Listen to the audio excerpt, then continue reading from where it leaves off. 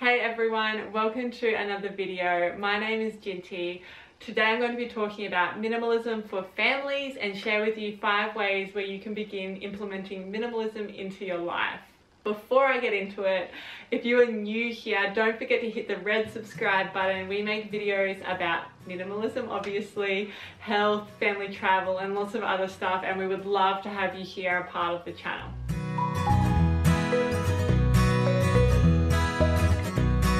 If you're completely new to this, you might actually think minimalism is just about decluttering, but it's so much more than that. I like to think of minimalism as like stress reducing techniques and a whole lifestyle decision where you choose to simplify your life to create space, time, energy and money for what brings true happiness and value into yours and your family's life. So tip number 1 is to stop shopping as a hobby. I think this is really common and something I've certainly done myself in the past, but when you go shopping with no particular purpose, you're not going for a specific item that you truly need, but you're just spending your free time at the shops, you are going to end up with stuff you do not need, and the newness and excitement of that purchase quickly wears, and before you know it, you're going to have a whole heap of stuff that you don't really need or use in your home. There's going to be times where you obviously need to go shopping, you'll need something, but I think it's really important to be very clear on why you need it, what you need, and sort of go in there, get it, and leave. As soon as you start wandering around shops or going from website to website online, you increase the chances that you're going to be sucked into some marketing and buy heaps of stuff. So I like to have a couple of general rules. If something is too cheap, that is a bit of a warning sign. Like, I love a good bargain, like we all do, but if something is too cheap, I find that I'll buy it purely because it was cheap. So something you can think about doing is consider if that item was 3 times as expensive, would you still buy it? Because if you wouldn't, then you might not actually need it.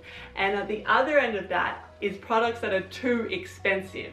Just because they're expensive doesn't necessarily mean they're really good. Often we pay top dollar for brands and things like that.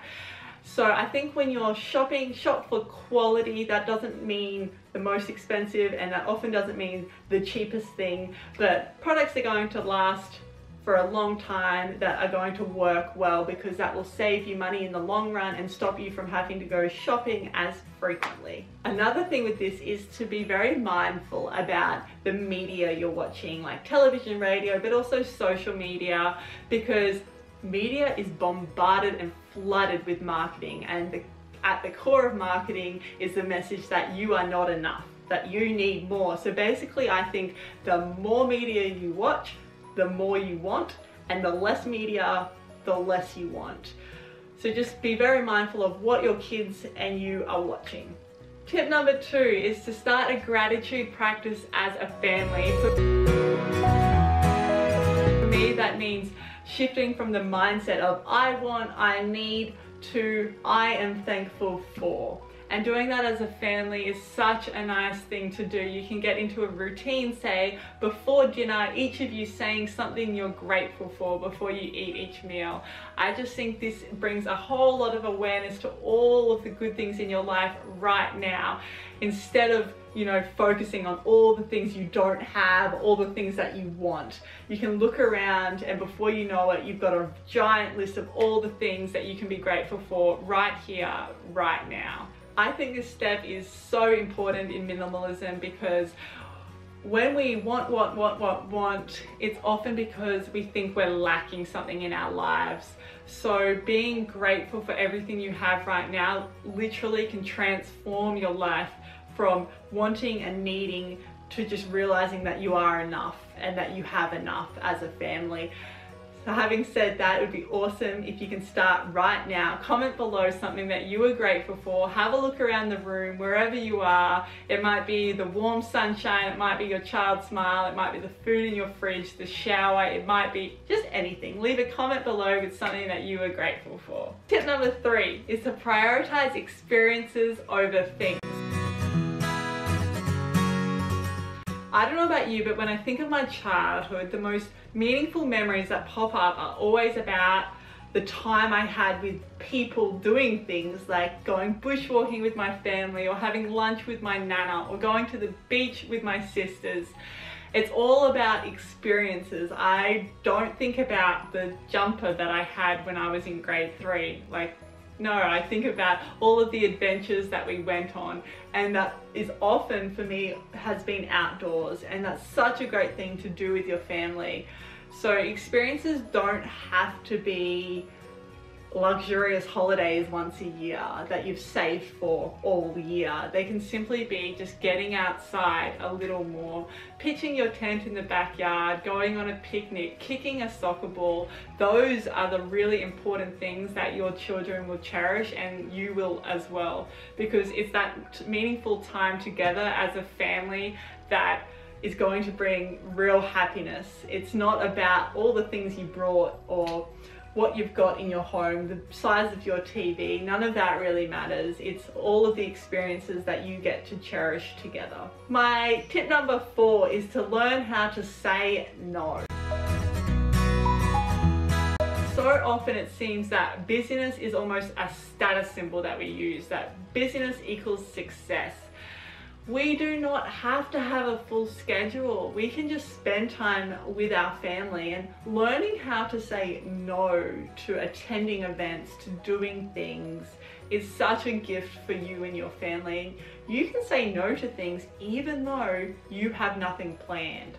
Like, you can do that, and I tell you, it is like actually the best thing ever, because it's so much less stressful. The more you do, like, the more stress in your life. Like, how hard is it to do anything with children? Like, instantly say no to a few things and you have like so much more peace, quiet, calmness in your life, and you can use that time as a family to do things that will bring you true meaning. And I think it's so important to get clear on whatever that is.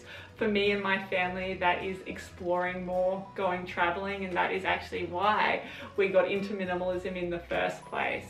But it might look different entirely for your family, but it's really important to get clear on whatever that is. And that might be craft days, that might be music, that might be like learning a guitar, that might be going for bushwalks, that might be cooking together. Whatever it is, just that time together as a family where you're not like crazy busy, rushed, going to events, going out, going to soccer matches, going to all of these things. It's so exhausting and consuming. So learn how to say no to things and not feel guilty about doing that. My 5th tip is to start small and start in your home. It might be the most obvious, but sometimes it's the most difficult to just start. I started in my wardrobe. You could start in your wardrobe, you could start in one cupboard in the kitchen, your handbag. You could start in your child's school bag, you could start in your car. Wherever is the most easiest for you, start there. How I go about it is to create piles. So whatever it is I'm going through, say I'm going to use my clothing as an example. I create a pile of clothes of things I definitely want to keep, that I love and use all the time. I create a pile of things that are sort of sentimental, like I don't really use them but I'm not ready to get rid of them yet. Then I create a pile of things I'm like, okay, I want to donate these things. And the 4th pile is things that I want to sell. So instantly I put away everything I really want to keep, and then I keep out, but I put away like in a bag, things that I'm not sure about, but I'm not ready to let go of yet. If in a couple of weeks time or a couple of months I haven't touched those things, they go into sell giveaway piles. So with the giveaway donate piles, this is such a great thing to do with your children. An amazing lesson is to teach them how good it is to give. So often, like, our kids, they want things and they want to receive, but it is a beautiful thing for your children to learn how nice and rewarding it is to give things, to donate things. And this can be such a fun thing for them to do and make them feel really great about themselves. Now with the sell pile, I like to sell on eBay my clothes, and Gumtree or Craigslist are the like items. And this is awesome. I love this part about starting minimalism as a family, because you can free up some money. You can receive quite a lot of money for things you've got in your house, and then you can use that money to go towards something you've decided to do as a family. Get your kids involved, go on an adventure together, or pack up and use that money to make a beautiful picnic lunch and go like on a little beach day. Use it for fuel in your car to go on an adventure. Whatever it is that you decide to do as a family, like, it's such a nice, exciting thing to involve your kids in. What we actually did with a lot of the money we made from selling our clothes is we bought more clothing, which might sound strange, but just think of it like this. We got rid of like 95% of our clothing, and some of the things that we sold, we used that money to buy pieces of clothing that we genuinely loved, that was good quality, that we would have and feel great in, and that became the basis of our minimalist wardrobe. It is really important to start small because it can be so overwhelming. I found that the start was the absolute hardest, and then it got easier and easier the more I let go of, and it started feeling so good and extremely therapeutic to the point I was like, get rid of everything. And now we actually live in a van. We have less things than we have ever had in literally my entire life, but we have never been happier or healthier.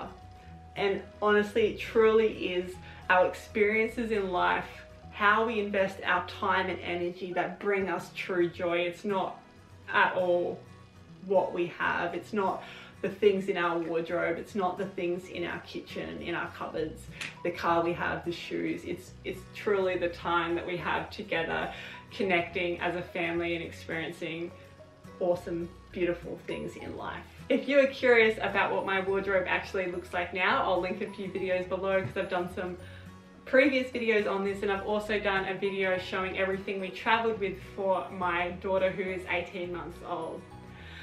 So I hope you enjoyed this video. My 5 tips are to stop shopping as a hobby, start a gratitude practice, to learn how to say no, to prioritize experiences over things, and to start small in the easiest area for you.